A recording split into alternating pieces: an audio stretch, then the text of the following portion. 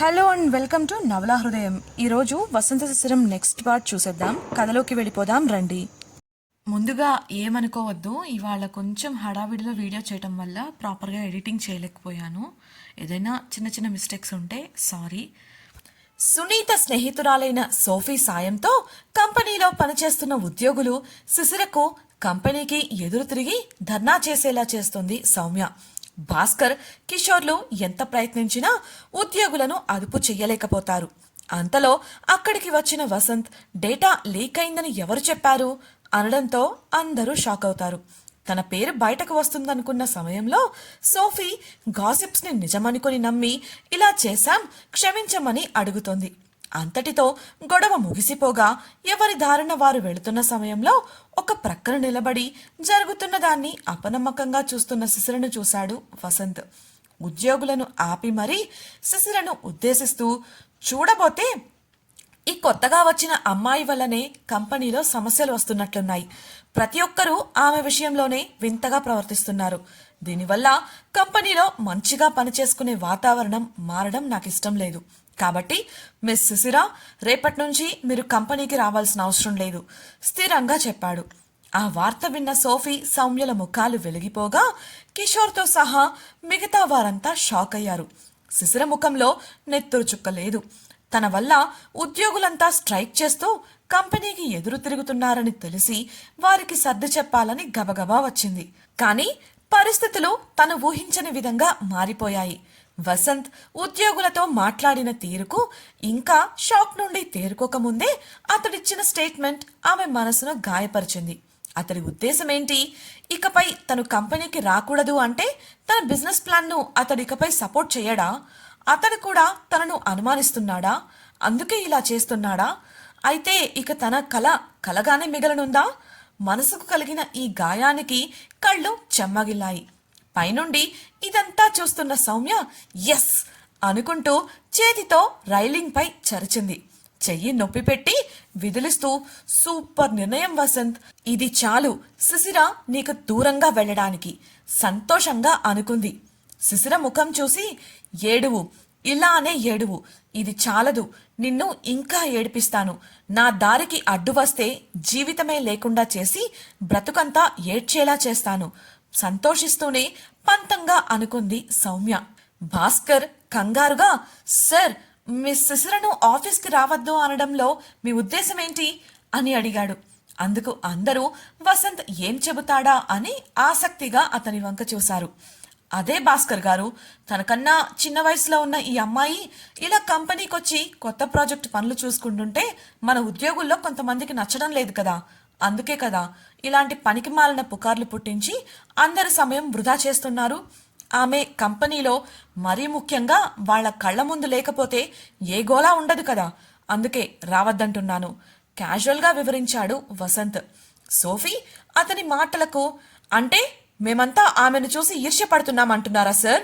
కోపంగా అడిగింది. అందుకు కిషోర్ కల్పించుకొని, మీరంతా అని సార్ అనలేదు సోఫీ, కొంతమంది అని చెప్పారు. ఇంతకుముందు మీరే అన్నారు కదా గాసిప్స్ వినడం వల్లే ఇలా జరిగింది అని. ఉదాహరణకు మిస్ సునీత లాంటి వాళ్ళు అనుకుందాం. కంపెనీలో జాయిన్ అయినప్పటి నుంచి సునీత శిశిరతో ఎలా ప్రవర్తించింది అన్నదానికి ఆమె టీం సభ్యులే సాక్షులుగా ఉన్నారు. వాళ్ళు దాకా ఎందుకు, మన భాస్కర్ గారు కూడా స్వయంగా ఆయన కళ్ళతో చూశారు.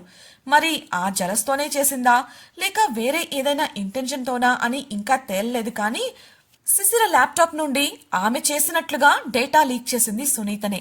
సాక్ష్యాలు దొరికాయి కాబట్టి సరిపోయింది, లేదంటే ఈ పాటికి శిశిర అన్యాయంగా అరెస్టు చేయబడేది.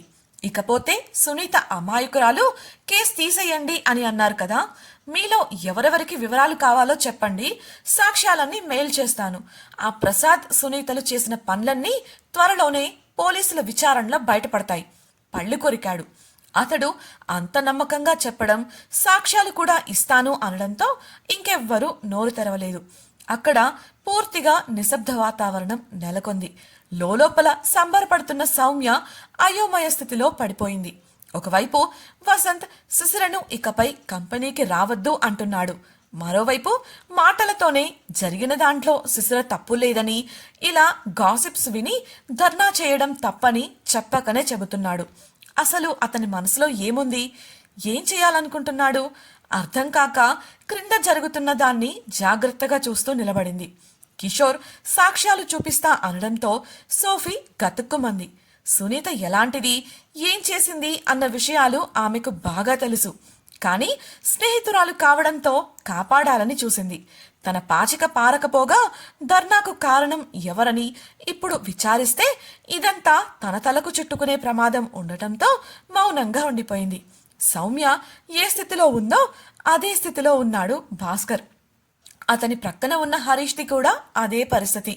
చిన్నగా భాస్కర్తో, సార్ ఇంతకీ ప్రాజెక్టుని కొనసాగిస్తున్నామా లేక ఆపేస్తున్నామా? మన సీఈఓ గారి మాటలు నాకు అర్థం కాలేదు, అంతా అయోమయంగా ఉంది అని ప్రశ్నించాడు. అతడు చిన్నగానే అన్నప్పటికీ అక్కడంతా నిశ్శబ్దంగా ఉండడంతో అందరికీ వినపడింది. ఉద్యోగుల్లో కూడా ఆ ఆలోచన కలిగి వసంత్ వంక చూడగా అతడు సీరియస్గా చూస్తూ, కొత్త ప్రాజెక్టుకు సంబంధించిన పనులన్నింటినీ ఇకపై మిస్ శిశిర ఇంటి నుంచే చేసుకుంటారు. ఏదైనా ముఖ్యమైన మీటింగ్లకు మాత్రమే ఆఫీస్కి వస్తారు. అలాగే ఇకపై ఏ విషయమైనా నేరుగా నాతోనే కాంటాక్ట్ చేస్తారు. ఇలా చేస్తే మన కంపెనీ ఉద్యోగులకు ఏ సమస్య రాదు కదా అనడంతో ఊపిరి పీల్చుకున్నాడు భాస్కర్. ఉద్యోగులు కూడా తప్పు తమదే కావడంతో తలలు దించుకున్నారు. వసంత్ మాటలు విన్న సౌమ్యకు మాత్రం అప్పటి వరకు పొందిన సంతోషం ఆవిరైంది. కోపంగా పళ్ళు కొరుకుతూ కాలితో నేలను బలంగా తన్నింది. విన్నారుగా, ఇకనైనా మీ పనులకు వెళతారా? వెటకారంగా అన్న కిషోర్ మాటతో హడావిడిగా చెదిరిపోయారు ఉద్యోగులు. వసంత్ ఓరగా శిశిర కోసం ఆమె అంతకు ముందు నిలబడిన చోట చూడగా ఆమె కనిపించలేదు. వసంత్ చూపుతో జత కలిపిన కిషోర్ కూడా శిశిర కోసం ఆ చుట్టుప్రక్కల వెతకడం మొదలుపెట్టాడు. నిమిషం తర్వాత ఆఫీస్ వెనుక ద్వారం గుండా బయటకు వెళ్లి ఏడుస్తూ ఆటో ఎక్కిన శిశిర కనిపించింది వారిద్దరికి. ఇద్దరూ అయోమయంగా ముఖముఖాలు చూసుకున్నారు. చూసుకో ఒక్క మాట చెప్పేసి హడావిడిగా బయటకు వెళ్లాడు వసంత్. ఆ దృశ్యం చూసి మరింత వెర్రెక్కిపోయింది సౌమ్య. మొండిగా ఏదో నిర్ణయించుకున్న దానిలా అక్కడి నుంచి వెళ్ళిపోయింది. కంపెనీలో గందరగోళం తగ్గి ప్రశాంతంగా ఎవరికి వారు పనులు చేసుకుంటున్నారు. కిషోర్ క్యాబిన్లో అతనితో కలిసి ఫైల్స్ చూస్తున్న భాస్కర్ కాఫీ సిప్ చేస్తూ, ఇంత పెద్ద విషయాన్ని సార్ ఇంత సింపుల్గా హ్యాండిల్ చేస్తారని ఊహించనే లేదు సార్.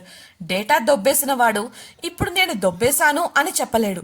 చెబితే మనతో సహా క్లయింట్స్ కూడా వాడిపై చట్టపరమైన చర్యలు తీసుకుంటాం కాబట్టి, అలా అని కొట్టేసిన డేటాని వాడలేడు. వాడితే అది కంపెనీ లీగల్ రైట్స్ ఉన్న డేటా కావడంతో మళ్ళీ ఇరుక్కుంటాడు. ఎంతైనా బాస్ బాసేనబ్బా, ఆయన తెలివే వేరు సంతోషంగా అన్నాడు.